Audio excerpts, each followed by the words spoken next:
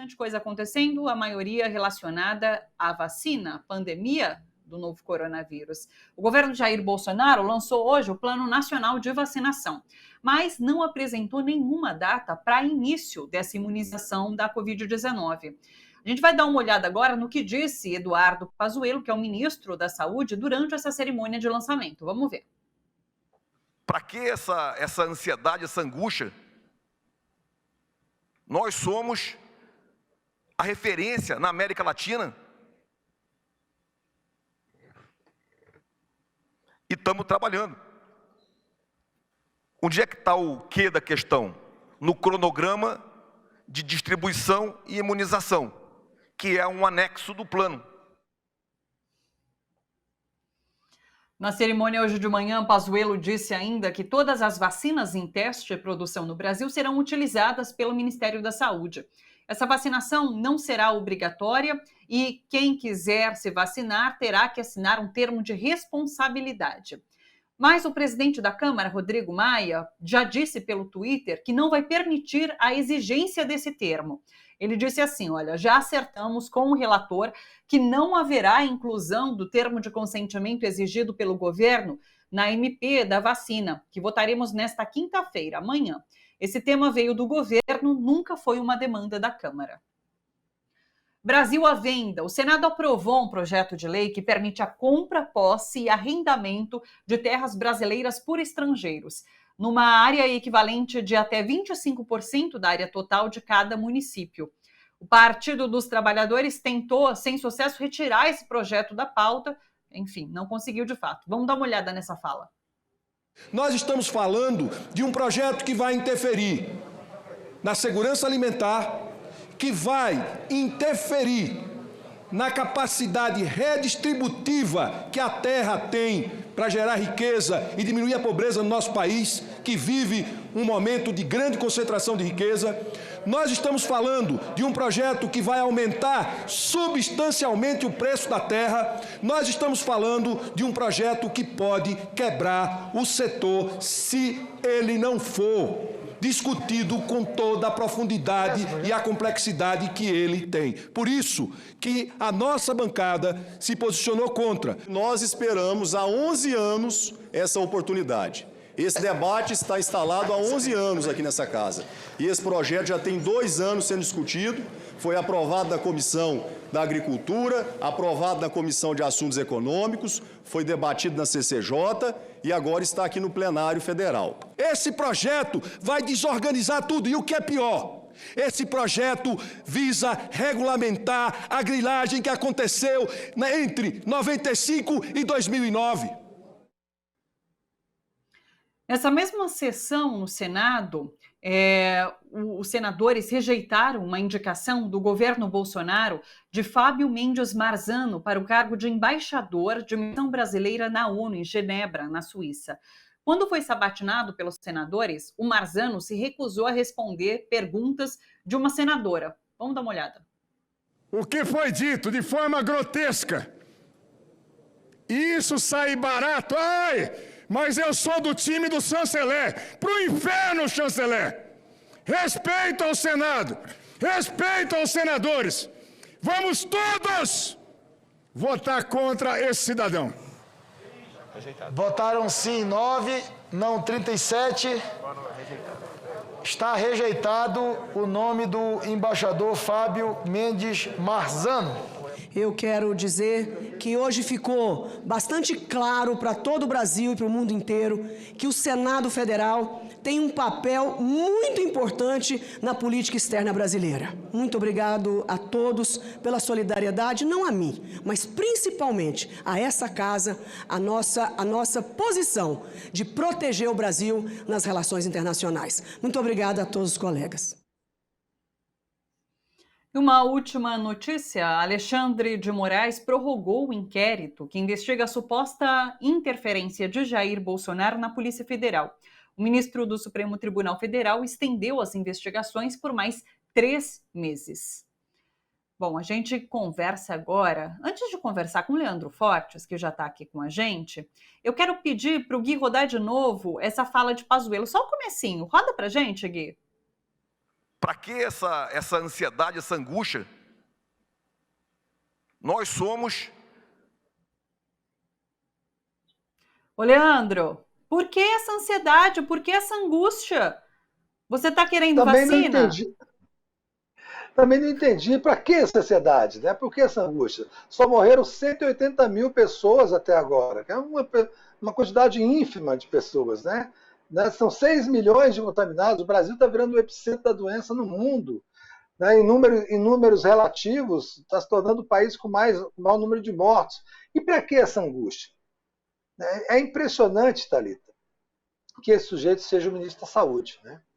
É um general, Eduardo Pazuello, foi colocado no cargo supostamente porque era um especialista em logística, a arma dele no Exército era a intendência, né? Um sujeito especializado em almoxarifado, mas que não conseguiu sequer organizar a dispensa do Ministério da Saúde, que não conseguiu sequer comprar seringas, algodão, que o Brasil está fazendo um plano de vacinação e não tem data marcada. Você já preparou um plano qualquer da sua vida que não tem um cronograma, que não tem o dia do início do plano? É isso que está acontecendo no Brasil. É uma coisa ridícula, uma coisa catastrófica, que só pode acontecer nessa república de bananas surreal que virou o Brasil, dominada por incompetentes e por dementes, por desmentais. Sabe que...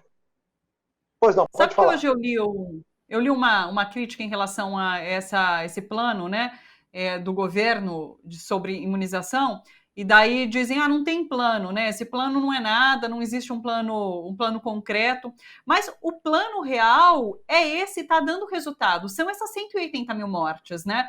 Quando a gente fala de plano do governo, o plano do governo é esse, é genocida. Pois é, Thalita, porque é o seguinte, a vacinação, do ponto de vista político, não é um bom negócio para o Bolsonaro, porque o discurso dele, a narrativa dele para o seu núcleo duro de eleitores, que é formado por fanáticos, pessoas com problemas mentais graves, por sociopatas, psicopatas, tem 30% pelo menos da população brasileira que tem graves danos mentais, ou então está imobilizada pelo fanatismo religioso. Essa narrativa é ruim para eles. Então, ele tem que vacinar porque o mundo está vacinando e ele já sabe que se o Brasil, as pessoas do Brasil que não se vacinarem ficarão isoladas do resto do mundo, porque não vão poder mais viajar, não vão poder entrar em avião. Em pouco tempo, vai ter lojas, shopping, cinemas vão exigir a obrigatoriedade da vacina, então ele tem que fazer alguma coisa, até porque ele está em competição eleitoral com o João Dória em São Paulo, que já disse que vai começar a vacinação e tá tudo. Então ele está numa sinuca de bico. E para aquela cabecinha gelatinosa do Bolsonaro, você raciocinar numa crise como essa é muito complicado.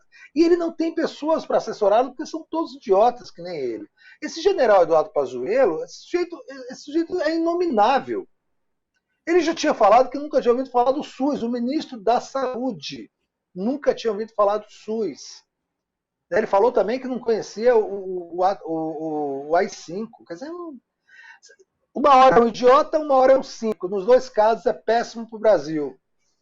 E agora ele tá sob pressão internacional, os olhos do mundo estão voltados para o Brasil, e ele me sai com uma dessa, de que para que tanta angústia? Qual é a pressa? Qual que é a pressa? O sujeito desse tem que levar um tabefe na cara. Né, de uma pessoa, de alguém que perdeu o pai, a mãe, o filho, o vizinho, o amigo, levar um tapa na cara, porque assim, é tão insultoso, Thalita, é tão degradante que um sujeito desse seja ministro da Saúde e que tenha coragem de falar uma coisa dessa, né? E assim, mas é o que temos por hora, né? Estamos nas mãos desses idiotas por conta de um processo político que colocou um demente na presidência da República. Não há outra explicação para isso. Essa divulgação do plano hoje foi alardeada, né? Chamaram, convidaram para as 10 horas esse lançamento do plano. E daí o que a gente viu foi isso: foi um plano sem qualquer cronograma, foi uma apresentação do que é o SUS. Na verdade, a gente sabe que o Sistema Único de Saúde tem competência para fazer essa vacinação, para trabalhar com essa logística, mas precisa ter esse plano de fato. E esse plano é um anexo, segundo o Pazuello, né? Um anexo que vai ser apresentado, um anexo que contém alguns detalhes, mas o plano mesmo não tem detalhe nenhum.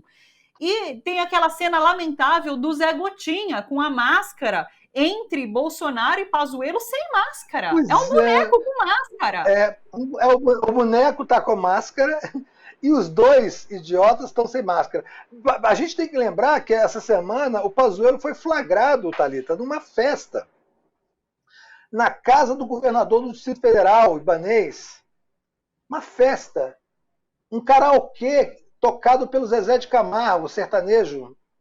Uma coisa que deve ter custado uma fortuna, as pessoas todas bêbadas, se abraçando, gritando, cantando, sem máscara. Parece, assim, é uma coisa tão absurda, é o baile da Ilha Fiscal elevado à enésima potência. É a decadência absoluta da sociedade burguesa brasileira, desses governos absurdos, escolhidos sem nenhum vínculo com a questão pública, sem nenhum vínculo com os interesses da população. O governador do DF, você sabe que o Distrito Federal é hoje a unidade da federação em números relativos que tem mais contaminados e mortes no Brasil, número em relação à população. E o governador estava fazendo uma tertúlia, uma esbórnia, na casa com o ministro da Saúde, sem máscara, os dois cantando cachaça e dançando e cantando karaokê com Zezé de Camargo. Quanto é que custou? Além de tudo, tem o insulto da ostentação num momento que a população está passando fome. Essas pessoas vão ter que pagar por isso. O melhor é que fosse uma surra de vara de marmelo e salmoura, mas um processo judicial já vai ser suficiente, porque alguma coisa vai ter que ser feita, Thalita. Essas pessoas elas enlouqueceram como Calígula, como Nero no Império Romano. Vale tudo. A sociedade brasileira está caminhando para um processo revolucionário espontâneo, porque não vai ter outra solução. Vai ter uma tomada da Bastilha, porque não tem outra solução. As pessoas morrendo de fome, sendo pressionadas pelo desemprego, 14 milhões de desempregados, 180 mil mortes, a segunda onda está dizimando muito mais do que a primeira no Covid, e esses idiotas estão aí fazendo festa sem máscara e lançando um plano de imunização que não tem nem a data para começar.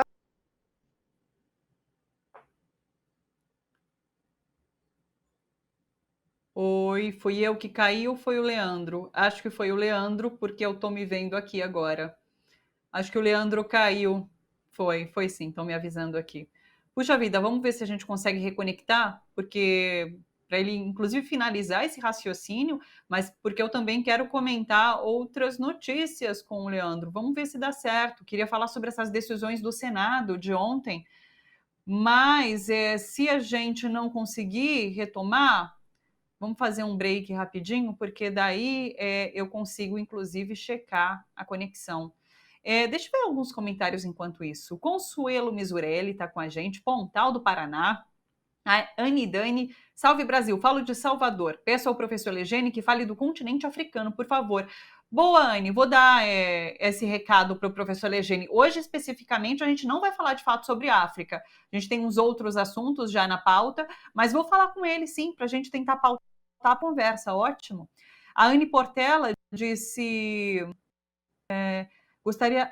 na verdade, eu acho que a Anne Portela é a Anne Dani, é o mesmo nome, isso. Ela que está falando aqui sobre continente africano. Silvia Helena Tomates, de Porto Alegre, está sempre aqui com a gente. Oi, Silvia. Irani Amorim, também sempre por aqui, de Belo Horizonte. Carla Fiel, tão absurdo que essas criaturas falam que até trava. Pois é, até trava. Lilian Vaz, que é membro do nosso canal, inclusive. Boa tarde, queridas e queridos do Bom para Todos. Boa tarde, Lilian, sempre por aqui também. Wagner Espanhol, sempre aqui, cada vez mais convencido de que temos uma corja de ensandecidos governando o nosso país. Maria Conceição Azevedo falou, vacina para todos já. Pois é. Vamos ver se a gente consegue retomar com o Leandro, mas ainda não, né, pessoal? O Leandro ainda continua fora, não conseguimos retomar essa conexão. Eu vou fazer o seguinte... A internet caiu, tá bom. Estão me avisando aqui que a internet do Leandro caiu. Opa! Voltou. Eu fico Oi, parecendo tudo meio... bom? Tudo bom? Eu fico parecendo meio bipolar aqui. Ai, caiu, que chato. Ai, voltou. Ai, caiu, que chato. Pois Voltou é, né, agora. voltou. Eu acho que eu notei demais, e aí os espiões da ABIN, que estão controlando as comunicações da Estão esquerda, cortando. me derrubaram. Mas esse cara está falando demais.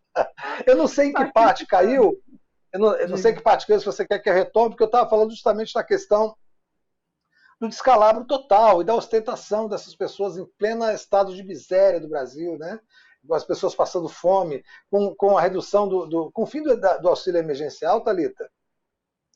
Não se sabe o que vai acontecer no Brasil. Não se sabe o que vai acontecer no Brasil.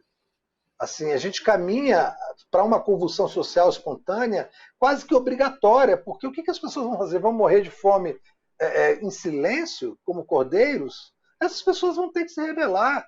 Mesmo a classe média está perdendo valor.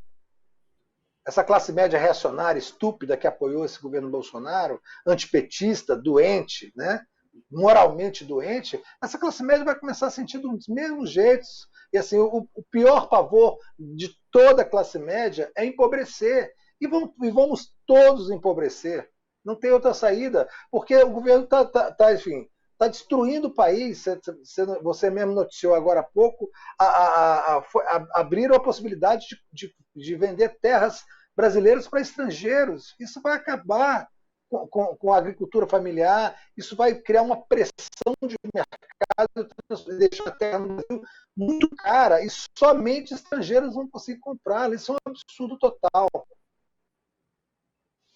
São essas duas notícias que eu queria comentar com você ainda. Estava lamentando a queda por conta disso. Queria falar sobre o Senado. Você tem dito aqui no Bom para Todos, já todas as vezes praticamente, né, de que a gente não chega até 2022. O Brasil não chega até 2022. E essa decisão do Senado é nesse sentido também. Vamos vender terra agora para estrangeiros. O Brasil não vai chegar até 2022. Não consegue, vai chegar uma nação em frangalhos, né? Leandro, vamos direto já para a questão do Senado, barrando a indicação do diplomata indicado pelo governo Bolsonaro. Como que você viu essa decisão do Senado? É um indicativo de mudança ali de clima no Senado, barrar uma indicação como essa? Porque não é uma coisa comum de acontecer, né? Thalita, para ser bem franco, eu não lembro de outro caso como esse. Eu não lembro de uma indicação de diplomata brasileiro para a embaixada nas Nações Unidas ter sido barrada. Eu acho que é um fato inédito. E revela muito da existência de uma oposição a setores do governo Bolsonaro. Veja bem, o chanceler brasileiro, o ministro das Relações Exteriores, se chama Ernesto Araújo, e esse, Thalita, eu posso falar sem nenhuma sombra de dúvida que é uma besta quadrada. Fosse só isso, não tinha nenhum problema, seria mais um elemento, mais uma variável do bolsonarismo, até bastante previsível. Mas o fato é de que ele não é só uma besta quadrada.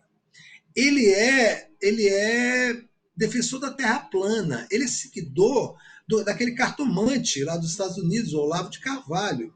Ele é uma pessoa que está num posto que transforma as relações do Brasil com o mundo numa questão muito delicada. Nós somos basicamente um vexame para o mundo, uma piada internacional, muito porque nós estamos um chanceler, que é uma figura caricata, completamente despreparada, um homem que foi arrancado das tumbas, sabe-se lá de onde, de dentro do Itamaraty, para assumir uma posição como essa. E essa indicação desse sujeito, pelo nível desse sujeito, pela maneira como ele se comportou lá no Senado Federal, assim, a reação do Senado acabou sendo uma reação natural a isso. Porque, entre outras coisas, ele se recusou a responder uma pergunta da senadora Cátia Abreu. E olha que eu não tenho nenhuma simpatia pela Cátia Abreu, nem pelo fato de ela ter sido amiga da Dilma Rousseff e ter protegido a Dilma no processo do impeachment. Eu acho que aquilo ali foi um surto democrático, porque essa mulher é um demônio. Agora, o fato dele não ter respondido. É uma relação misógina, que tem tudo a ver com o governo Bolsonaro, é um desprezo pela autoridade. Ele achou que, sendo indicado, ele já seria embaixador, e ele percebeu que se meteu numa enrascada. Então, eu acho, sinceramente, Thalita, que a reação do Senado a isso foi uma reação corporativa, ética corporativa, para não abrir um precedente perigoso nessas relações do governo Bolsonaro com o Senado Federal. O Senado tomou, aliás, outra posição interessante em relação à Fundeb ontem, né, derrubou aquela atrocidade que tinha sido feita na Câmara dos Deputados. Enfim, o Senado, às vezes, é o único lugar onde a democracia ainda respira no Brasil, porque na Câmara dos Deputados, voz que entrar ali, perdei toda a esperança. Eu achei curioso que até o Major Olímpio, do PSL, né, que era até pouco tempo aliado de Bolsonaro, votou contra e chamou, né, essa votação contrária ao indicado pelo governo. Agora, deixa eu te atualizar uma informação que você passou aqui. Na verdade, já aconteceu isso do Senado recusar um indicado. Foi embaixador Guilherme Patriota para o cargo de representante do Brasil na OEA e ele tinha sido indicado por Dilma Rousseff. Mas foi uma indicação que aconteceu em 2015, quando Dilma já estava sendo fritada, inclusive. Sim. Então faz parte já, né, já estava naquele clima de fritar Dilma. Já estava no pacote, pois é. Por isso que é emblemática também essa decisão agora no Senado, né? Disso, é simbólica nesse sentido, de fato. Ao mesmo tempo, no Senado, se aprovou a permissão para venda de terras brasileiras para estrangeiros. E repare como a ironia dessa situação, Thalita. No Senado, quem fez a defesa, quem se levantou, pelo menos que a gente pôde ver no vídeo, a defesa dessa proposta contra o povo brasileiro, foi o filho da Cátia Abreu. Esse senador que aparece lá, Irajá, alguma coisa do PSD de Mato Grosso, é filho da Cátia Abreu. Porque a Cátia Abreu e esse filho dela, chama Irajá, é um senador, eles são ponta de lança do latifúndio no Brasil, dos interesses do agronegócio. A Cátia Abreu teve aquele seu momento democrático ali, amiguinha da Dilma e tal, mas a Cátia Abreu é um demônio, sempre foi. Eu estive como repórter algumas vezes no Tocantins. O que essa família da Cátia Abreu e o grupo dela de políticos e latifundiários faziam com a população lá é uma coisa de idade média, de período feudal.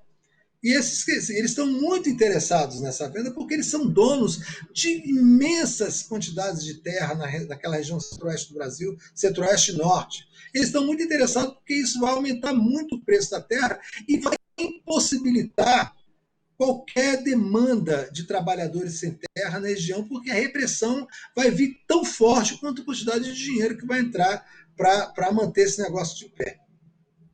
Sim, totalmente. Leandro, muito obrigada. Já conversei com ele aqui nos bastidores que eu não vou desejar bom final de ano ainda, porque a gente se fala na sexta-feira, e daí eu deixo para desejar boas festas, para a gente comemorar junto, encerrar juntos esse ciclo na sexta-feira. Um beijão para você e até lá, então. Beijo grande, até lá, então.